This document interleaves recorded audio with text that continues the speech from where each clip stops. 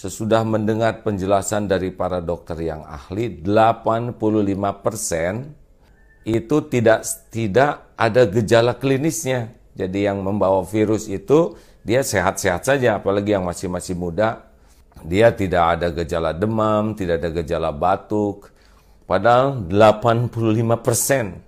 Nah, boleh jadi di masjid itu ada dua pilihannya. Kita tertular atau tanpa sadar kita menularkan ke orang lain. Jadi ini bukan yakinlah Allah yang menolong, alhamdulillah.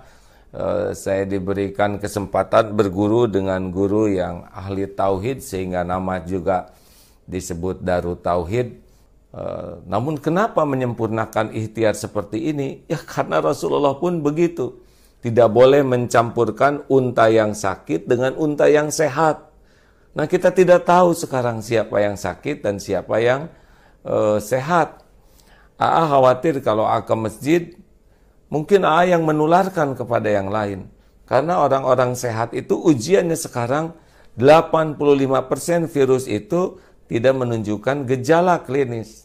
Saudaraku sekalian, ini bukan main-main ya.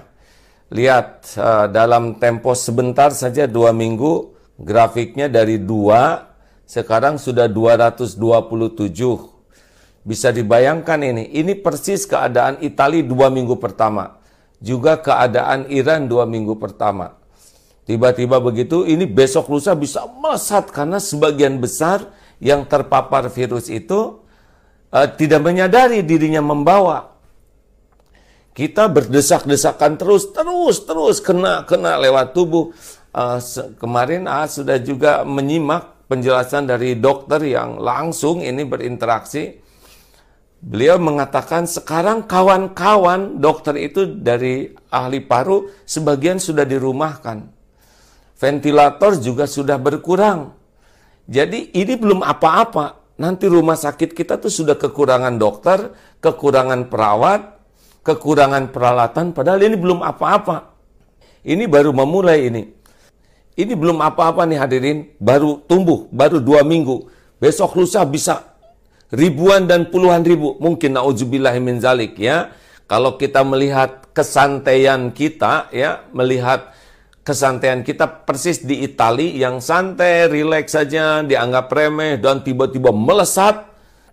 Ini adalah kezoliman bagi kita kalau kita menganggap remeh.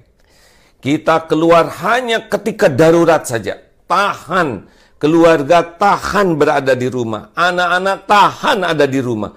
Karena keluar kita tidak tahu jarak sekian akan kena. Ini penting. Kawan-kawan harus bisa memahami ini bahaya besar di depan.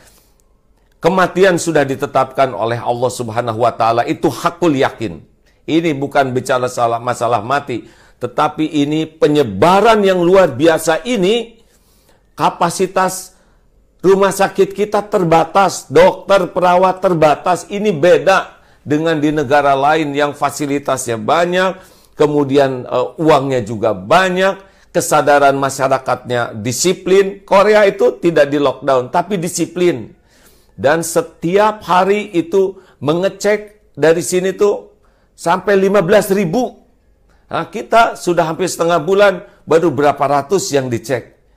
Ini luar biasa di depan ini.